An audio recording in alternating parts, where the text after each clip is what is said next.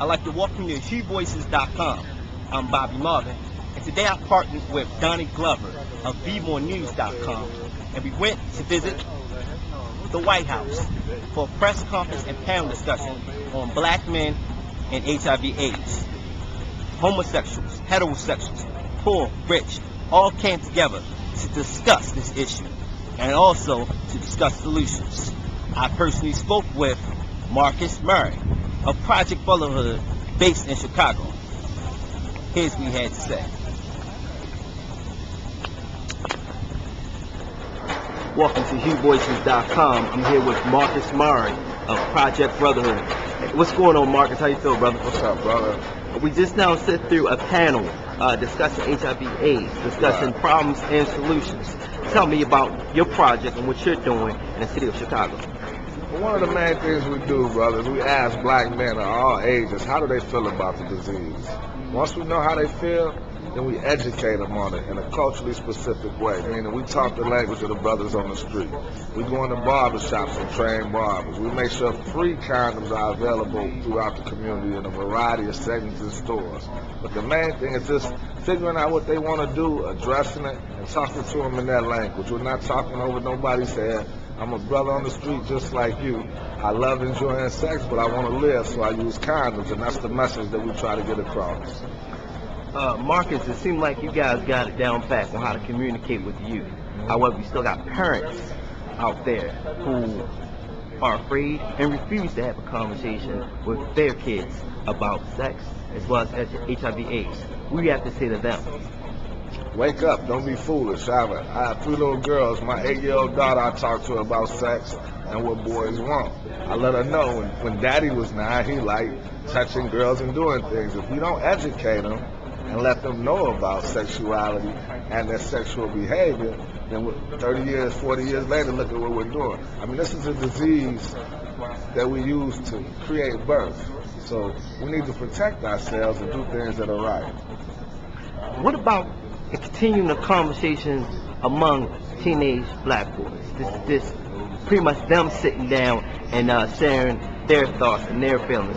How you initiate that conversation? Well, you just have a focus group. You ask them, you get a group of young men and ask them to make history, to express themselves and their views about a particular disease or a particular thing. And then from that, if we have a trained individual from that group, he can then relay a message to that group in a better way for us. Now, I didn't get a chance to actually go on the panel, but I'm going to touch on it now. In the city of Baltimore, I spoke to a couple of people that's involved with advocating for HIV/AIDS. And some of the non-profit organizations told me that, hey, funding is getting low, funding's getting tight. They even have to lay off employees. What has been some of the issues that Project Brotherhood has dealt with funding? Same thing, we don't have funding. We function under $150,000. We don't have funding enough. That's not going to stop us with our cause. We have good volunteers. We have an infrastructure of volunteers and interns that help out. The bottom line is we have to put pressure on these celebrities and these entertainers to put pressure on corporate America. So if Nelly can sell Air Force Ones, he needs to tell Nike for us some money. Puffy's making a lot of money off Shine John. We need to turn around and give some of that taxable money to these not-for-profits. Because when you give that money, you get a tax deduction. Jay-Z with the liquor, you can go on and on. If you don't want to come out your pocket, then you have to put pressure on corporate America. If we're going to sell this alcohol and all these things for them, fine, that's cool, make your money. But we got to have them give back to the community. Now, in the city of Chicago, what has been a response like from your public officials and them extending their hand to Project Brotherhood?